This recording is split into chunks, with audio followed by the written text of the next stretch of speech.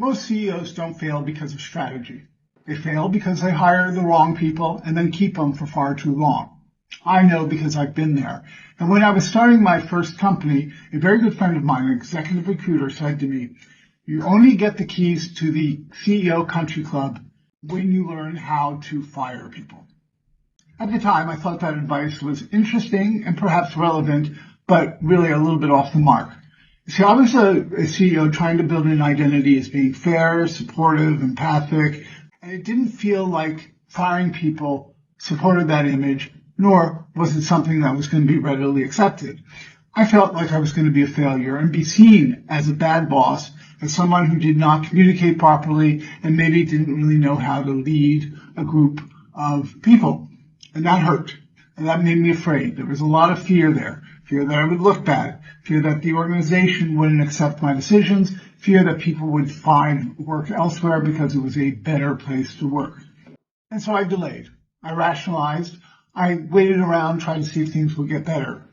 And it didn't. It didn't improve, and the business didn't improve. In fact, things started to get worse until I took to heart what my executive recruiter friend said. What I didn't understand at the time was that by not firing certain employees, I was doing an organization, individuals, and myself a disservice. I thought I needed to protect individuals, people, my employees, but that was not the case, and it isn't the case. What you're doing as a CEO is protecting an organization, a legal entity, a profit-making machine, or a nonprofit with a mission. That is your first choice. What I learned was to define employees and put them into 4 kinds of buckets. And those were based on their capabilities and their ability to commit. And it begs the question, can they do the job? And do they want to do the job with me at my organization?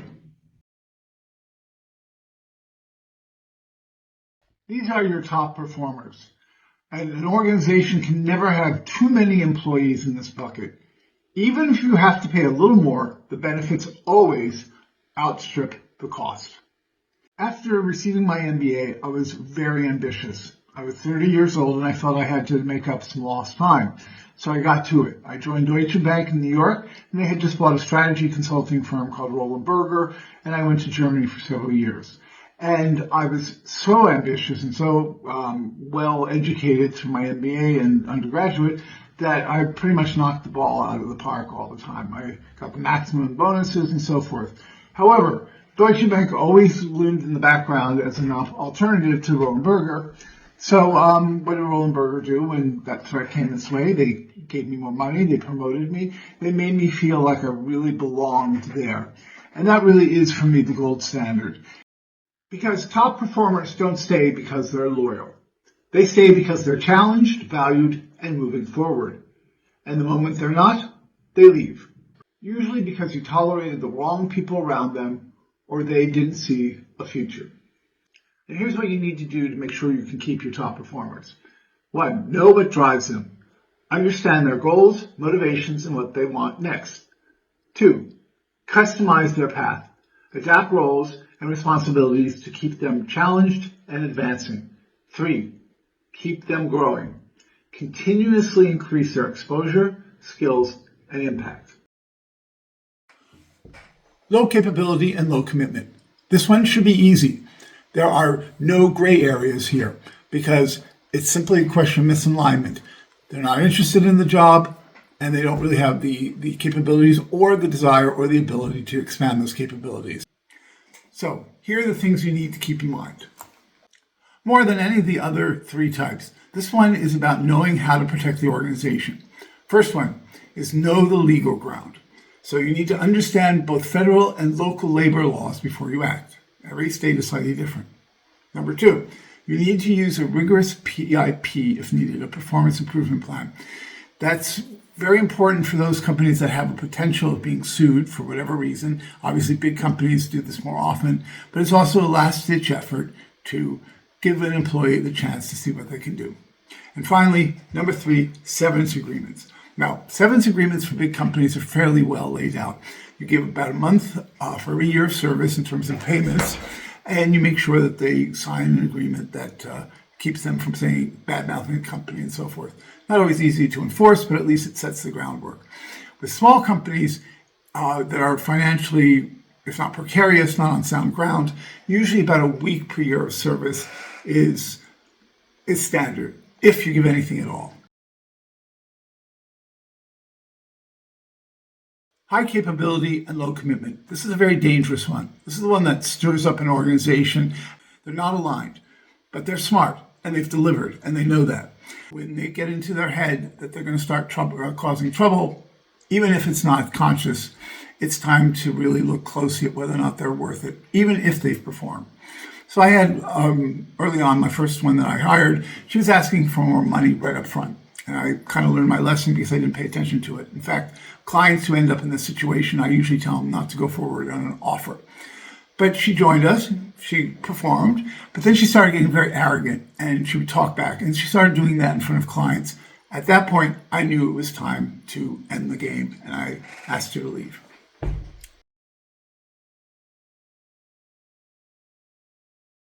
But my next two cases of employees who were difficult to manage and were still very capable came at Discovery and at AMCF. And both of them were women who thought they were up for the role that I eventually was hired for. And of course, in those situations, it's very hard for them to get over their feelings that they were passed over. And that, of course, translates directly into trying to undermine my power. And they're what we call toxic employees, because if they left unguarded and unbound, can make a lot of life difficult. And it's simply because they were passed over for the CEO role.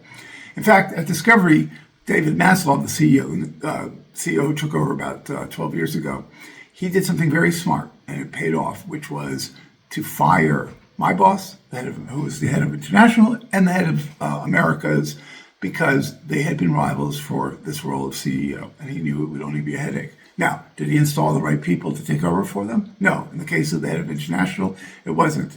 And he actually, at the end, admitted that it was probably a mistake. In the second instance, the board had made the decision to go with me, but they asked me not to fire her. Now, her variety of toxicity was a little easier to manage, mostly because I saw her every day. The other woman was based in London running my English, UK and European business. And it got to the point where I was able to massage the relationship that when she got difficult or when she spoke back in a rather difficult tone, she knew what she had done. And she got to the point where she'd go down and either buy me a rose or a donut, because I like donuts. Except at some point, that wasn't enough. And things just got worse and worse. Not so much between me and her, but what the board was witnessing is something they had not wanted to have happen, which is dissension in the team, tensions in the team that were getting the better of me and the rest of the team. And so I left actually before I could fire her. And again, here are 3 steps to address the issue. The first one is you need to address it early. If you notice that this is going to turn into a problem, you have to take concrete actions. I should have probably gone to the board and said, we're going to have a problem here. But we have to remember, it was because of her pushing back on certain things with capabilities I didn't have that actually made me and the organization successful and herself short term.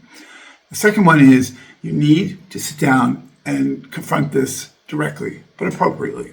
So you have to be very careful because you don't want to make her defensive or angry, because that will also be someone out of control that you are worried about what's going to happen next. And the third one is, if the first 2 don't quite work out the way you want, is then set a clock and see if there's improvements based on whatever efforts you made. Give it 2 months, 3 months, and then if it hasn't improved, you're going to have to let your toxic employees go. If this is the kind of video that helps you increase your performance as a leader and achieve the sort of results you're looking for, then please hit subscribe.